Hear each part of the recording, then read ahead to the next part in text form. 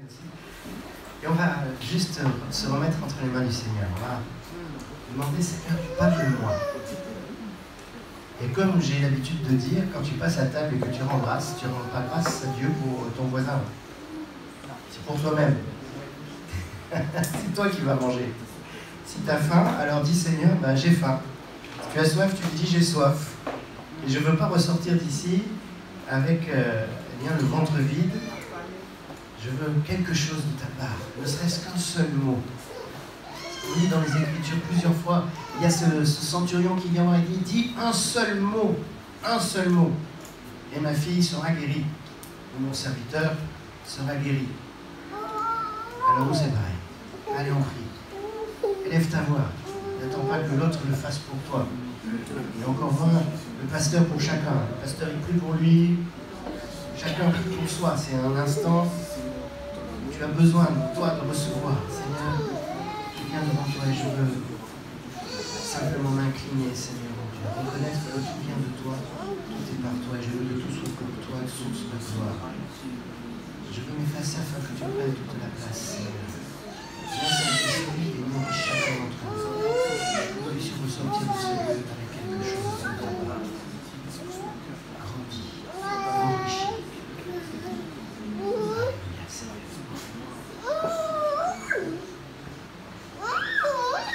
Amen.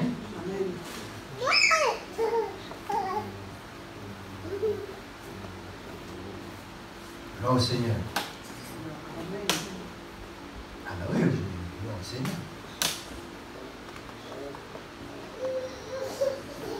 Du coup, on avait commencé un enseignement il y a quelque temps. Alors, Franklin m'a dit partie 3 aujourd'hui. Oui, partie 3 aujourd'hui, mais avec une interrogation dans la voix, savoir est-ce que c'est la dernière partie? Joker. La fois d'avant et la fois d'avant encore, nous avions commencé quel enseignement? Sur quoi on s'arrêtait? Interrogation orale ou alors écrite, c'est comme vous voulez. Prenez une carte de feuille, nom, prénom. Alors là, tout le monde commence à chercher. Et on va voir qu'est-ce qu'il a dit. Parce que la fois, c'était quoi déjà? J'ai pas pris des notes. Les écailles, c'est ça? De qui, de quoi? Serrer les unes contre les autres, les écailles, oui. Comme les tuiles d'une toiture, oui, effectivement. On parlait du Léviathan. Hein, cette créature, entre guillemets, fabuleuse. Et tiens, c'est très drôle ça. Non, oui, ne me suivez pas là. Et donc on a comparé ce tuilage d'écailles au fait qu'on doit être nous aussi serrés les uns avec les autres, inséparables, pour que l'air ne puisse pas passer. Et nous savons que Paul parlera des esprits de l'air qui amènent évidemment la division, qui amènent les jalousies, qui amènent les incompréhensions. Alors parfois on peut ne pas se comprendre, parfois on peut ne pas s'entendre, mais si on est serré, si on est vraiment les uns contre les autres et que celui qui est avant moi me protège et moi je protège celui qui est après moi, bien qu'il n'ait pas d'ordre évidemment, mais alors on se couvre les uns les autres, et même si on arrive à ne pas se comprendre, et c'est normal, nous sommes des êtres humains. Donnez-moi 2 êtres humains qui ensemble se comprennent 100% tous les jours, chaque instant, toute l'année, toute leur vie. Écoutez, j'en connais pas. Je n'en connais pas. Même votre femme, votre mari, il y a des moments où on ne se comprend pas. Mon chéri, n'insiste pas. Ben si, c'est obligé. Même 2 frères jumeaux ou 2 sœurs jumelles, même si on dit qu'effectivement il y a un lien fort entre des jumeaux, à un moment donné, il y a des choses qui vont se passer et on ne va pas se comprendre. Et du coup, ça peut créer des situations qui peuvent devenir, c'est pas obligé, qui peuvent devenir problématiques, puis dramatiques. Mais si on est serré, si on est les uns contre les autres, si on vit l'unité, et c'était ce pilier-là de l'Église que nous avons démarré d'étudier, eh bien, nous ne laisserons pas passer la division, l'incompréhension, la jalousie, le non-pardon. Qui pardonne qui? Tiens, petite révision aussi. On va le voir, hein, on va reprendre tout ça. Mais... Le pardon. Alors, on va prendre des grands mots. Hein. Il y a le bourreau, celui qui fait mal. Et puis il y a la victime, celui qui subit. Qui doit pardonner qui? Ah, c'est le jour des interros. On a repris l'année scolaire. Hein. La victime, oui, c'est la victime qui pardonne. À aucun moment il est écrit que celui qui a commis l'acte de blessure, on va dire, il n'est pas écrit qu'il doit aller s'agenouiller pour demander pardon. Non, par contre, pardonnez à ceux qui vous ont offensé. Ah, donc celui qui est offensé doit pardonner celui qui l'a offensé. Après que celui qui a offensé, ben, s'il y a une réparation à faire, il doit venir réparer, oui. J'ai réalisé que je t'ai fait mal, c'était pas volontaire, ou alors c'était volontaire, mais j'ai compris ma bêtise, j'ai compris mon erreur. Je suis désolé, qu'est-ce que je peux faire pour réparer? C'est différent. Bien souvent, le pardon, d'ailleurs, on a tendance à obliger les enfants. Demande pardon. Demande pardon. Alors, l'enfant, il dit pardon. Et on inculque une mauvaise vision du pardon. C'est une obligation. On m'impose de demander pardon, donc on m'humilie, en fait. C'est encore pire. Et c'est pire, parce que l'enfant, il va se venger après. Moi, je vois ça avec mes élèves, parfois. Tu vois, tu as l'habitude, tu demandes-lui pardon, hop, et puis dans la cour de récré, pim, il redonne un coup. Oh. Ben oui, hein. Non, c'est la victime qui doit pardonner. C'est pour ça que c'est libérateur, le pardon. Parce que tant que la victime ne pardonne pas, bon, on a déjà dit que c'était pas mon exposé de ce matin. La victime qui ne pardonne pas, elle est pas libre. Et si tu pardonnes, tu mets des charbons ardents au-dessus de la tête de celui qui t'a fait mal. Alors évidemment, on ne veut pas qu'il ait mal, mais c'est pour dire que ça chauffe pour lui. Et Dieu va faire en sorte que le pécheur se repente. Donc il va essayer de lui parler. Il faut pardonner avec son cœur aussi. Savoir pardonner avec son cœur, pas pardonner pour pardonner. Le pardon, c'est une décision. Mais après, c'est libérateur. Absolument. Si tu le fais comme ça, verbalement... Alors, c'est forcément verbal, mais c'est une décision. Mais oui. Moi, je n'aime pas entendre « Seigneur, aide-moi à pardonner ». Non. Seigneur, je pardonne, je décide de pardonner. Aide-moi à tenir maintenant dans ce pardon-là, à ne pas en vouloir à la personne. Ça, c'est autre chose. Ouais. Mais je décide de pardonner. C'est plus pointer un doigt vers l'autre, mais du coup, ça retirait 3 doigts vers l'autre. Oui, je connais l'histoire. Mais, donc on a besoin d'être unis, de vivre la communion fraternelle, nous disent les Écritures dans Actes chapitre 2. Hein, ils persévéraient dans l'enseignement des apôtres, la communion fraternelle, la fraction du pain et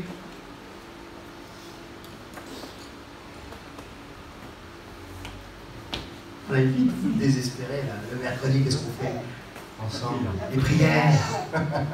Et donc on s'arrête de la communion fraternelle. Donc cette communion fraternelle, c'est avant tout un état d'esprit. C'est pas les repas qu'on partage ensemble. On partage des repas parce qu'il y a la communion fraternelle. D'accord? Et là, un deuxième avantage à la communion fraternelle pour l'Église, eh bien, c'est celui d'être exaucé dans nos prières collectives. Je ne parle pas des prières individuelles. Tu pries dans le lieu secret, comme Jésus l'a dit, c'est ta chambre, ou c'est ton endroit dans lequel tu aimes bien prier. Je vous renvoie à ce film War Room. Très bien, on le diffuse, tiens, ça serait une idée. Cette femme qui avait sa pièce de prière. Il y avait une dame aussi qui... son rôle dans l'église, apparemment, c'était de rien faire, d'après le pasteur. Et des anciens. Il la voyait, cette petite dame âgée qui venait, et elle venait, puis elle repartait, puis a priori, elle faisait rien d'autre. Sauf que dans sa maison, elle avait une pièce de prière. Et quand elle est décédée, cette petite mamie, ben, il a fallu vider la maison. Et puis le pasteur est allé avec quelques-uns de l'église. Et puis quand il est rentré dans cette pièce, il a pris une belle leçon de la part de Dieu. Elle avait noté tous les noms, prénoms, téléphones de toutes les personnes qui venaient nouvellement à l'église. Elle passait son temps à prier pour ces gens-là. Et puis depuis qu'elle était décédée, ben, bizarrement les nouveaux, il n'y en avait plus. Ah, voilà. Donc, va dans le lieu secret, prie, oui, bien sûr. Mais il y a aussi cette notion de prière collective. Celle que nous voulons vivre le mercredi soir, celle que nous voulons vivre lorsque nous visitons un frère, une sœur, et puis on sent qu'il y a un besoin. Alors on va prier ensemble. Mais pour qu'il y ait un exaucement dans la prière collective, même à deux, il faut qu'il y ait une véritable communion fraternelle. Alors, on va réfléchir ensemble. Est-ce qu'on peut d'abord se rappeler ce que Jésus va déclarer devant le tombeau de Lazare? Moi, ça, c'est quand même une déclaration, je trouve, qui est... c'est un uppercut, quoi. Père, je te loue de ce que tu m'exauces toujours. Toujours. C'est plus fort, je trouve, encore. Toujours. Je te loue de ce que tu m'exauces toujours.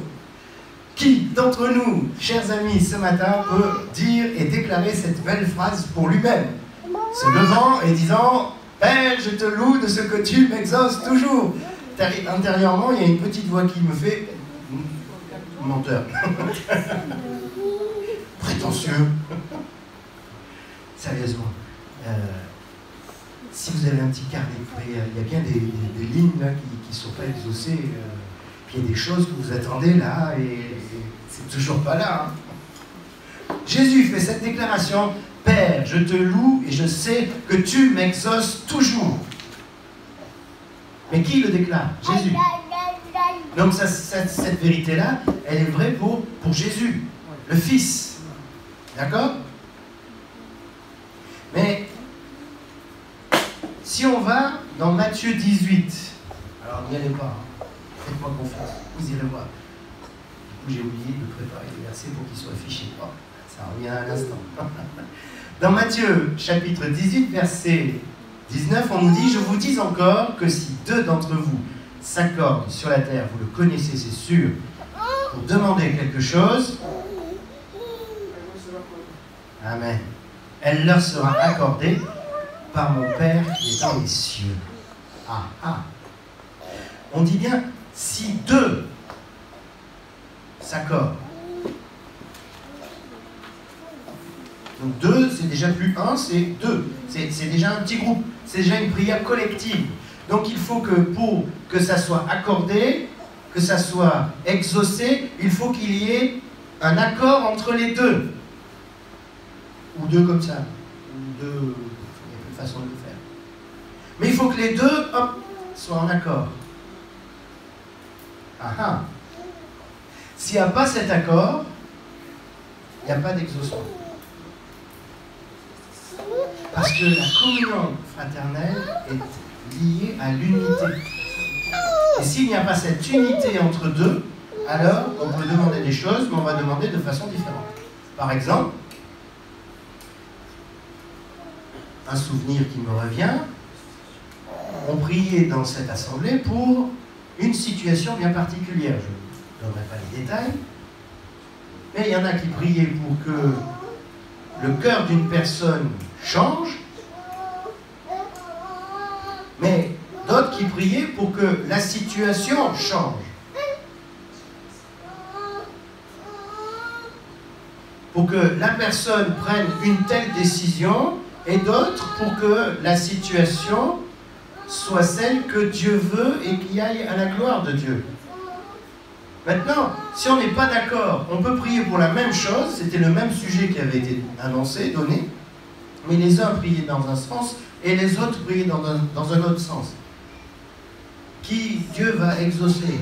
Le plus grand groupe?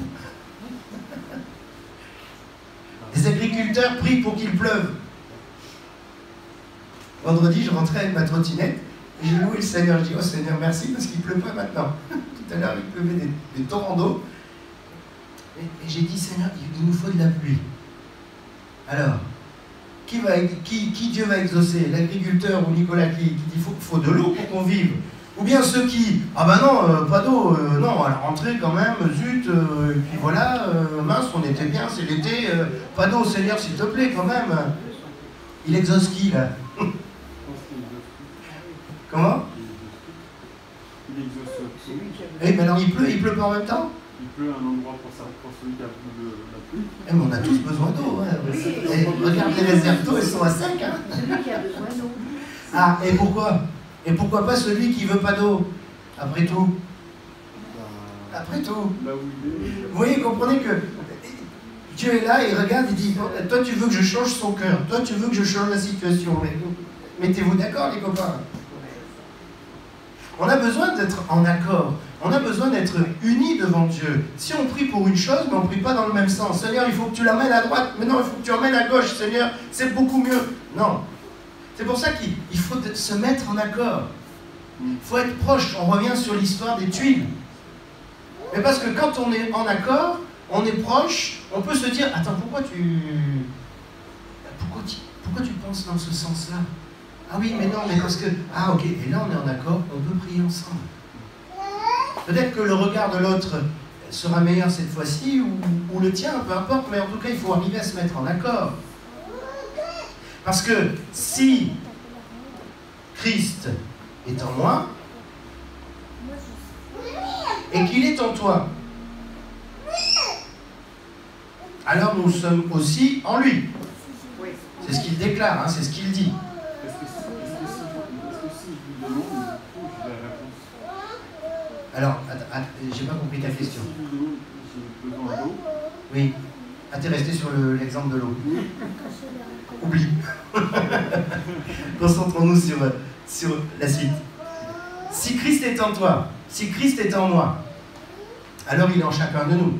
Et logiquement, si Christ est en moi, je suis en lui. C'est lui qui le déclare. Donc si nous sommes en Christ, mais que nous ne sommes pas en accord, si nous ne sommes pas unis, il ne peut pas nous exaucer. C'est impossible. Un corps, regardez, le beau corps. C'est le mien. Moi je l'aime. Donc il y a ma partie droite qui dit qu'il faut aller à droite. Du coup c'est mon cerveau gauche. Et mon cerveau droit qui dit qu'il faut aller à gauche. Je me retrouvais à faire un grand écart à un moment donné. Alors, on va où? À gauche ou à droite? Ça ne peut pas fonctionner. Un corps divisé contre lui-même, rappelons-nous ce qu'on a lu la semaine dernière, ne peut pas subsister. C'est pour ça qu'on a besoin d'être en accord les uns avec les autres. La communion fraternelle va nous donner d'être unis, d'être dans une même pensée. Ça ne veut pas dire qu'on va tous être d'accord. Ça ne veut pas dire qu'on va tous voir la chose de la même façon. Ça ne veut pas dire qu'on va tous penser de la même manière. Sinon, alors, ça devient très pénible. Et moi, je ne veux pas de ça. Hein. Non, je veux pas croire en Dieu et vivre Dieu pour être juste une mécanique, là, un clone de chacun d'entre nous. Non. Par contre, si le Saint-Esprit est en nous, il va nous permettre à un moment donné de nous trouver en accord. Et c'est à nous de chercher cet accord. C'est pas lui qui va imposer les choses. C'est une colombe qui a été utilisée comme symbole pour le Saint-Esprit. Une colombe, c'est pas un gros hippopotame qui arrive. Hein. L'hippopotame, quand il arrive, on le sait. Bom, bom, bom, bom. Voilà. Et il est là. Pas de choix. La colombe, elle peut être là, on ne sait même pas qu'elle s'est posée. Parce qu'elle s'est posée sur une branche. On ne l'a pas entendue, on ne l'a pas vue, mais elle est là. Par contre, elle propose des choses, en parlant du Saint-Esprit. Et c'est à nous de chercher à vivre cette unité. C'est à nous de chercher à comprendre l'autre. C'est à nous à chercher à être en accord avec l'autre. Et ça ne veut pas dire, je répète, que nous verrons les choses de la même manière. Et tant mieux. Parce que si moi je vois la chose d'une façon, Geneviève la voit d'une autre, et qu'on n'échange pas sur ça, on ne va pas bien avancer. Hein. Mais peut-être que Geneviève a quelque chose qu'elle a vu. Parce que, bon, tu es plus petite que moi en taille, mais avec sa taille, peut-être qu'elle a vu un truc que moi je ne voyais pas du haut de ma taille. Même si je ne suis pas très grand. Allez, Franklin encore plus grand. Et Franklin l'aura encore moins vu parce qu'il n'a pas la taille qu'il faut.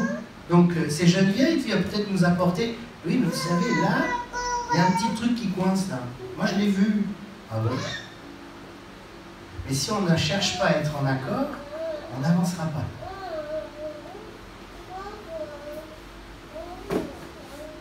Et si nous sommes en accord,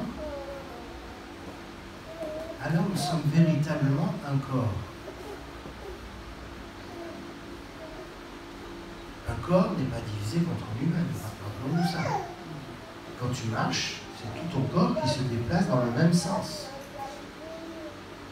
Quand tu respires, c'est tout ton corps qui bénéficie de l'oxygène que tu récupères, et c'est tout ton corps qui est inondé par le même sang, et tout le monde va dans le même sens. Donc si nous sommes en accord, et si nous arrivons à marcher dans le même sens, alors nous sommes véritablement le corps du Christ. Et si nous sommes le corps du Christ, nous pouvons déclarer ensemble, Père, je sais que tu m'exauces toujours. Puisque nous sommes dans le Fils et nous sommes le Fils. Alors pas exclusivement, pardon mathématicien si je dis des bêtises, mais nous ici qui sommes là, nous ne sommes pas, nous, le corps du Christ. Mais nous sommes dans le corps du Christ, à condition d'être unis et en accord. Là, pour le coup, je vous pose la question, on est d'accord. Mais si nous sommes d'accord, nous sommes dans le corps, et si nous sommes dans le corps, nous bénéficions de tout ce qui est du corps, à savoir ce que le corps a déclaré précédemment, c'est-à-dire, Père, je sais que tu m'exauces toujours. Ah, c'est intéressant quand même, là. Et du coup, quand on se trouve ensemble, dans une prière collective, il est bon d'être en accord. Il ne faut pas qu'il y en ait un qui prie pour une chose et l'autre qui prie pour une autre. On se met d'accord. On va prier ensemble pour ce sujet. Et là, on est en accord. Et là, on est sûr, certain que ce que Jésus a déclaré pour lui-même, eh bien, nous en sommes les bénéficiaires, puisque nous sommes en Jésus. Unis par son esprit. Mais mis en accord entre nous. Amen. C'est pour ça qu'il est bon de se mettre d'accord. Est-ce que tu veux qu'on prie ensemble pour telle chose? Ah oui. Bon. Très bien. Mais qu'est-ce que tu voudrais? Qu'est-ce que ton cœur désire? Et on se met d'accord. Si on est unis face à une situation, on aura la même réaction, chacun, un seul corps, une seule réaction, forcément, on est plus fort. Et donc, on a la victoire. Est-ce que je tente? Allez, je tente. Psaume 133. Et on va aborder un troisième point. J'espère le finir, mais je ne suis pas sûr. Donc je rappelle.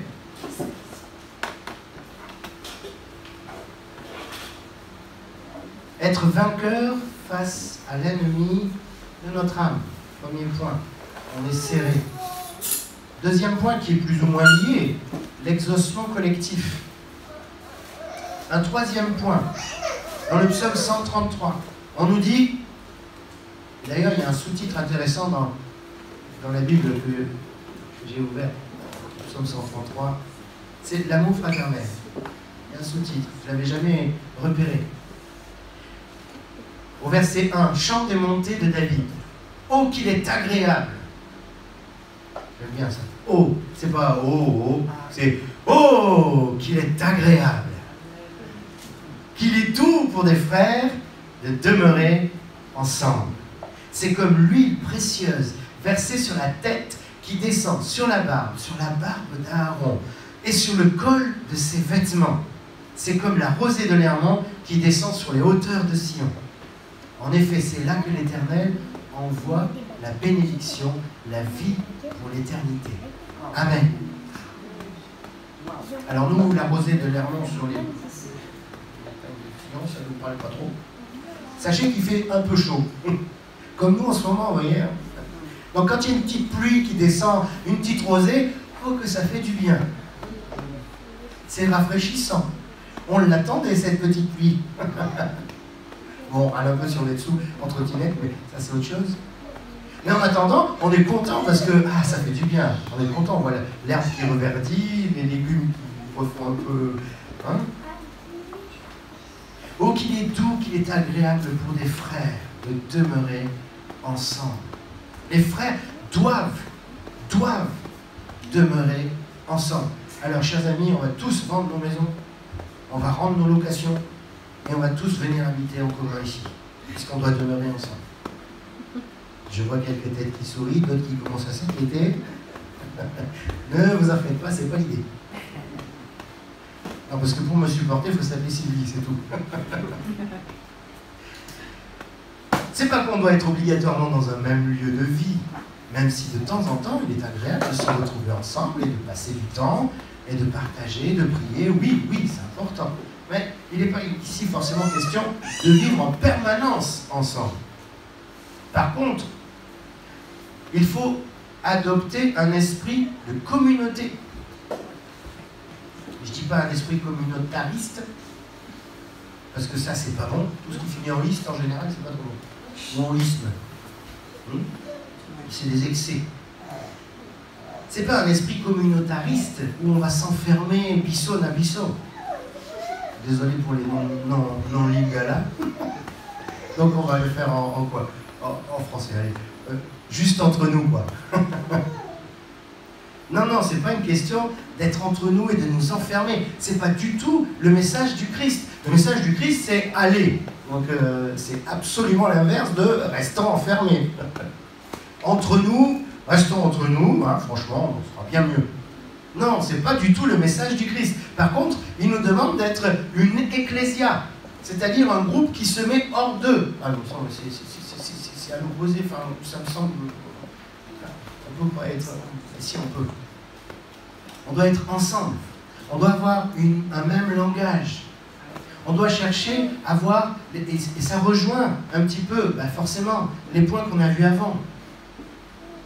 Si on n'a pas cet esprit communautaire, de communauté, qui dit qu'on a des objectifs communs, on a des ambitions communes, on veut mettre des choses en commun pour y arriver, alors on ne pourra pas non plus avoir une véritable unité, on ne sera pas en accord, et ce qu'on demandera, on ne l'obtiendra pas. Je parle de façon collective. Tu peux être exaucé toi, mais collectivement, non. Parce que il faut d'abord se mettre en accord. Mais pour se mettre en accord, je disais tout à l'heure, il faut que j'écoute Geneviève, il faut que Geneviève me parle, il faut qu'on se comprenne, il faut qu'on ait le même langage, il faut que quand on dise bleu, ça veut bien dire bleu. Qu'on soit d'accord sur tout ça. Il faut qu'on soit vraiment une communauté, c'est-à-dire que quand on a peut-être des expressions qui seront propres à nous. Tant mieux. On sait que un tel ou une telle, oui, non, je sais, quand on parle de ça, ça titille un peu. C'est pas grave, je le sais. Une communauté, c'est connaître aussi l'autre dans ses faiblesses. Et c'est prier pour ses faiblesses. On dit, Seigneur, fortifie-le. Est-ce que moi, je peux être sa force là, dans sa faiblesse? Est-ce qu'il peut être, lui, dans sa force, ma béquille à moi, dans ma faiblesse? Je compte avec l'autre. Pas sur l'autre, mais je compte avec l'autre. Je ne compte pas sans l'autre, je ne compte pas tout seul. C'est pas possible d'être tout seul dans l'unité. Là, on est dans l'unicité. C'est différent. Si je suis seul, je ne peux pas être uni. C'est le principe... Non, il n'est pas uni à lui-même.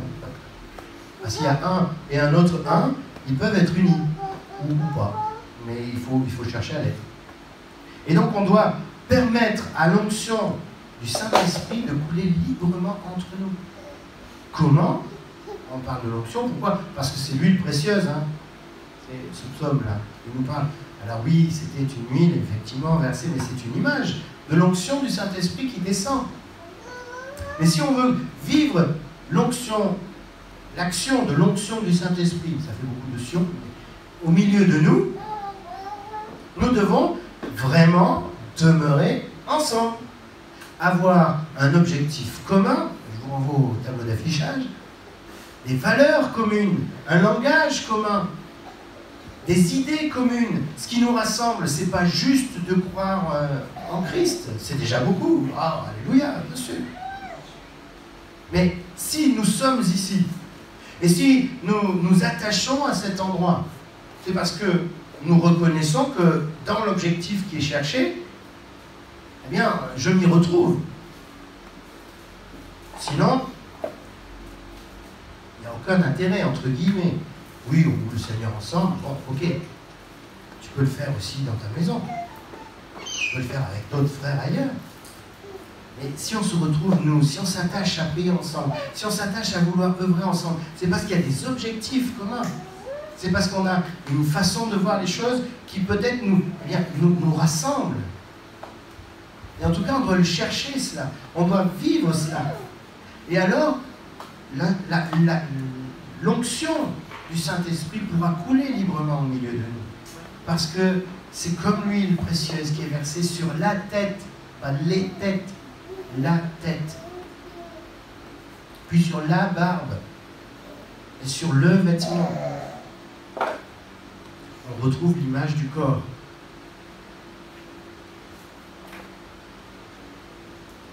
Je soutiens mon frère, ma sœur me soutient. Je cherche à vivre non pas seul, mais je cherche à vivre en communauté. Je m'inquiète de l'autre. Je pense à l'autre. Et dans la mesure du possible, je vais voir l'autre. Je me déplace. Allez, on boit un café. Tiens, tu fais quoi la semaine prochaine? Attendez pas que le pasteur vienne tout le temps, ou l'ancien. Non, non. Visitez-vous mutuellement les uns les autres. Accueillons-nous, ouvrons nos maisons. Allons les uns chez les autres. N'abusons pas. Là, il y a un frère qui disait comme ça. Et quand il me recevait, sois le bienvenu chez moi, tu es comme chez toi, mais n'oublie pas que tu es chez moi. Tu as raison. Hein, fais comme chez toi, mais n'oublie pas que tu es chez moi quand même. Donc il ne faut pas abuser, hein, c'est ça l'idée. Mais il n'empêche, on ne va pas se fermer les maisons les uns des autres. Il ne faut pas qu'on se dise, oh là là, non. Vivons dans la pensée commune. Je ne suis pas en train de faire prosélytisme pour le communisme, hein, c'est pas l'idée. Hein. On va pas, non. Mais c'est comme cette fourmi. Les Écritures nous parlent de la fourmi et du daman. Comme deux animaux observés. La fourmi, elle n'a pas une vie solitaire. Hein. Même si vous voyez la fourmi, elle est toute seule, il y a une colonne de fourmis. Et encore, elles se déplacent comme ça, parce qu'elles se suivent mutuellement, mais pour le bien de la communauté, qu'on appellera fourmilière. Donc tout est tourné vers le bien commun. Il y en a qui sont spécialisés comme étant ouvrières, d'autres agriculteurs, nutrices, ce qu'on peut dire. Donc elles cultivent les champignons, d'autres vont chercher de quoi faire le substrat du champignon, parce qu'elles mangent des champignons. Donc elles cultivent leurs champignons, d'autres sont chargés, c'est les ouvriers dans les guerrières, hein, les soldats, ils sont chargés de défendre la fourmilière. Puis il y en a une bien spécialisée, c'est la reine, hein, elle pond, voilà, donc elle pond. Mais si elle ne pond pas, il n'y a plus de soldats, il n'y a plus d'ouvriers, il n'y a plus rien, il n'y a plus de fourmilière. Mais si la soldat se dit, moi je ne suis pas un soldat, je suis une reine, je veux pondre, ben, elle n'y arrivera pas déjà, puisque elle n'est pas faite pour. Et du coup, chacun fait ce qu'il doit faire pour le bien commun. Donc c'est cette pensée qu'il faut garder, parce que le bien commun, c'est mon bien à moi aussi. Qu'est-ce que cherche à faire le lion rugissant, pour ne pas l'appeler le diable? Lui, il rôde. Il regarde. De temps en temps, il va donner un petit coup. Vous savez, j'ai regardé un reportage récemment, c'est des safaris, ils font ça maintenant à cheval. Alors, le troupeau de cheval était là, comme ça, et avec chacun son cavalier. Et le guide a dit surtout, ne vous inquiétez pas, les chevaux sont dressés, ils n'auront pas peur du lion ou de la lionne qui était comme d'ici à Franklin. Hein. Et la lionne s'est mise à rugir. Et elle n'attaquait pas, mais elle a rugi, histoire de faire peur au moins à un des chevaux, pour que ce cheval-là sorte du groupe, soit isolé. Et alors là, le guide il leur a dit, si jamais ça arrivait, vous êtes foutus. Pardon, mais c'est la fin. Pourquoi? Parce que le lion cherche à... Il est rugissant. Le lion rugissant. Il cherche à mettre la peur pour qu'un sorte du groupe, s'isole par la peur. Et si je m'isole, alors je suis à la disposition. Je suis un McDrive, un KFC service libre. Je suis une belle nourriture pour ce lion. Et donc il ne va pas attendre, hein, il va foncer sur moi. Si je me sors du groupe, je me sors aussi de l'onction du Saint-Esprit. Je m'éloigne de cette source de vie. Je ne suis pas en train de dire que l'Église passe avant tout. Non, je dis que la pensée de communauté nous donne accès à tout ça. Parce que ça fait partie de la communion fraternelle.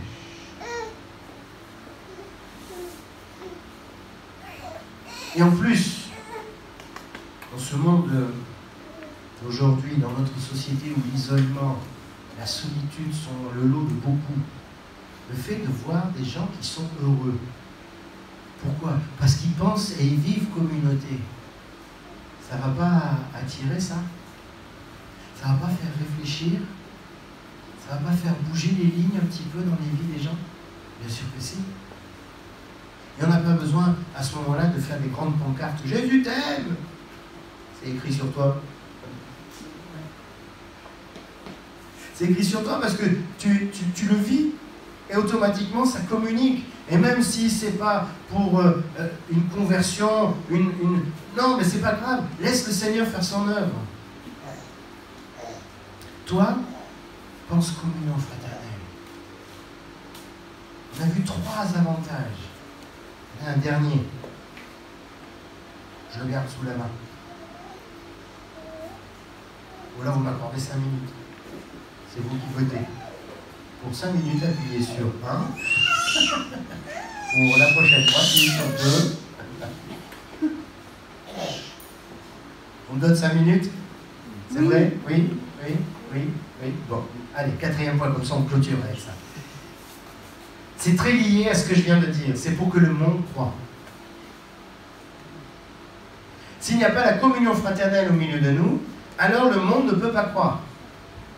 Jean 17, verset 20, « Je ne prie pas pour eux seulement, mais pour encore ceux qui croiront en moi à travers leurs paroles. » Il parle des disciples et de nous.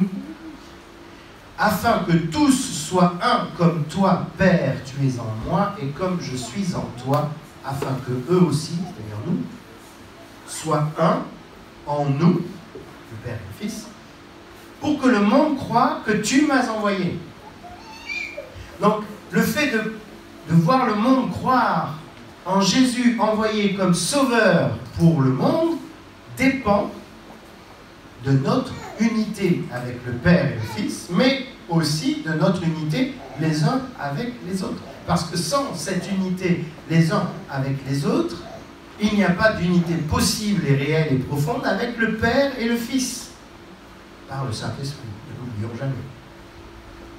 Nous avons besoin de vivre cette communion fraternelle et de la vivre au quotidien pour que le monde voie et que le monde croie. C'est ça la meilleure de toutes les évangélisations du monde qui n'ait jamais été inventée. C'est le principe que Dieu a donné. C'est Jésus qui le déclare dans sa prière, dite dans Jean 17. Vous relirez l'ensemble. Si nous ne sommes pas unis, si nous ne sommes pas en accord, si nous ne vivons pas la communion fraternelle, alors le monde ne peut pas croire. Ah, j'en connais un, bah dis donc, il fait profession de foi, mais alors dis donc, hein, dès qu'il peut, il casse du sucre sur le dos d'une telle. Hein. Puis il va à tour de bras. Hein. Pourtant, ils sont ensemble hein, dans la même église. Hein. Bah dis donc, si c'est ça leur truc, moi j'y vais pas. J'en veux pas. Et c'est normal. Par contre, si c'est l'inverse, si les gens voient qu'on est unis, qu'on est proches, qu'on se soutient, on s'aime finalement, et aimer, ça se montre, hein. Ça se démontre. Alors forcément, on va donner envie. Forcément, les gens vont se poser des questions en disant comment tu fais?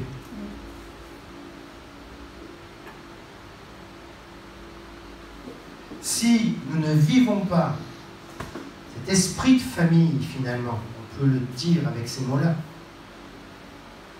rappelons-nous, c'est l'un de nos objectifs, de vivre cet esprit de famille. Mais il faut le cultiver, il faut le faire grandir, il ne faut pas se contenter de ce qu'il est aujourd'hui, il faut aller plus loin. Chacun doit se sentir concerné par l'autre et par le bien commun. Et un frère que à chaque fois, je le reprends mais avec beaucoup d'humour, j'espère, et d'amour, qui me dit, tiens, c'est pour que tu payes telle chose de l'église. Non, non, non, non, non, non. C'est pas moi, c'est nous. Alors je comprends la façon de le dire, mais je ne veux pas l'accepter en tant que tel. Non, c'est pas une facture du pasteur et de l'église. C'est une facture de l'assemblée. Vous voyez ce que je veux dire? C'est le bien de l'assemblée. C'est la vitrine que nous offrons à Champfol de la part de cette assemblée qui confesse le nom de Jésus-Christ. Qu'est-ce qu'on veut mettre en avant? Est-ce que nous voulons vraiment être une famille, le vivre pleinement? Alors saisissons-nous de tout ça.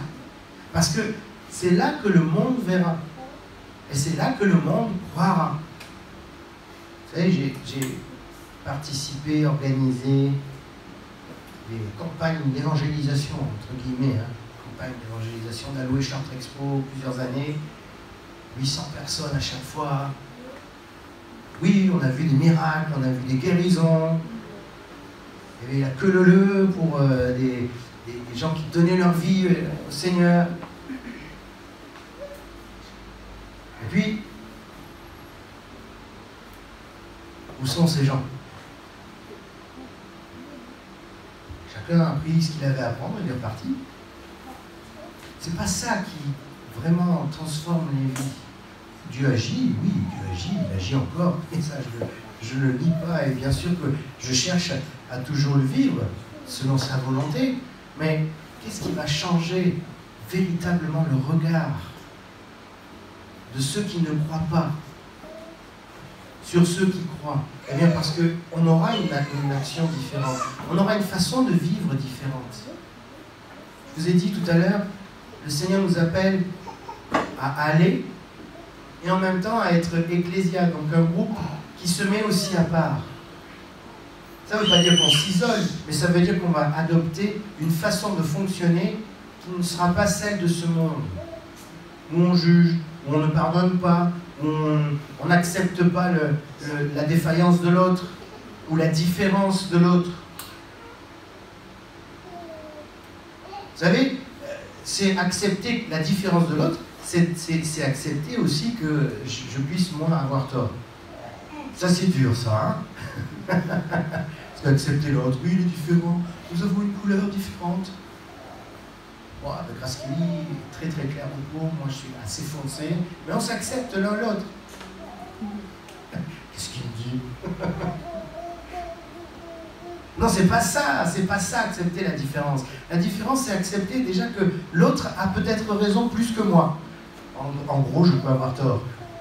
Et si on part sur cette base-là, l'autre peut m'apporter quelque chose, ça change la donne. Mais ça, c'est aussi un travail à faire pour l'unité entre nous. Mais si nous adoptons vraiment cet esprit de famille, si nous cherchons à le vivre, à le cultiver, à le faire grandir encore, le monde voit et le monde croit. L'esprit va vraiment déverser des choses au milieu et sur nous. Ce que nous demanderons d'un commun accord nous sera accordé, parce que le Père exauce toujours le Fils. Et bien sûr, nous serons vainqueurs face à l'ennemi et l'adversité. Il y a quelque chose que, cet exemple que nous devons garder de l'Église première. Certains vendaient leurs biens et leurs champs et les apportaient aux pieds des apôtres. Oh, qu'est-ce que j'aurais aimé d'apôtres à ce moment-là. Plein d'argent, Ferrari, montre Rolex. Non, c'est pas du tout. Afin que personne ne manque de rien au milieu de l'Église. Waouh, c'est différent là. Personne ne cherche son enrichissement personnel, mais tout le monde cherche l'enrichissement collectif. Il ne peut pas y avoir de quelqu'un qui manque au milieu de nous. Mais comment on peut l'aider si on ne sait pas qu'il manque? Donc il faut qu'il ait confiance. Donc on revient sur tout ce que je vous ai dit. Esprit de famille. Cherchons à le vivre, cherchons à l'entretenir, à le faire grandir, bien-aimés. Prions notre Seigneur de nous aider à nous conduire et à marcher dans cet esprit de famille. C'est valable ici, c'est valable dans n'importe quelle autre assemblée. Ça fait partie des piliers, les 4 piliers de l'Église. L'enseignement des apôtres, la fraction du pain, les prières, et bien la communion fraternelle aussi. C'est extrêmement important, c'est vital. C'est valable pour toute assemblée. C'est valable pour l'Église, corps du Christ. Amen. Vous m'avez accordé 5, je vous en ai pris 10. Ça va, j'ai fait que doubler. Est-ce qu'on pourrait prendre un temps, juste pour terminer, de prière ensemble? Demandons au Seigneur. Demandons-lui, nous t'en supplions, Seigneur. Fais-nous grandir dans cet esprit de famille. Que personne ne cherche seulement son intérêt. Que chacun soit d'abord tourné vers l'autre. Que Seigneur, nous ne soyons pas conformes aux pensées de ce monde, où l'on parle de communication, mais au final, il y a tellement d'isolement. Que nous soyons des vecteurs de ton amour, de ta bonté, et de cette main tendue d'un père vers un enfant. Parce que c'est cet esprit de famille qui t'anime, Seigneur. Lorsque tu as créé les humains, c'était pour avoir une famille. Alors fais-nous vivre cette famille au quotidien. Apprends-nous à le vivre de mieux en mieux et à le communiquer autour de nous. Afin que d'autres voient et d'autres croient. Et que le nom de Jésus soit ainsi élevé.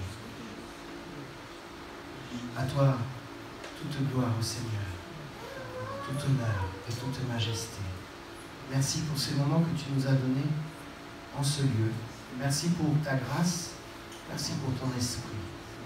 Nous te confions cette semaine qui démarre, qu'elle soit riche de ta présence. Et fais de nous, Seigneur mon Dieu, tes enfants,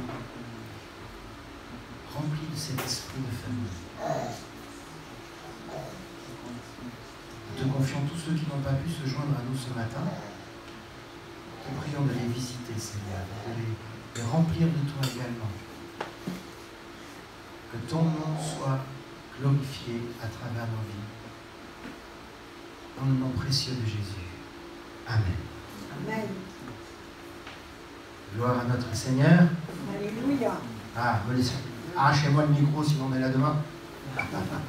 Allez, saluons-nous, bien-aimés. Par un saint baiser, dira Paul, n'hésitons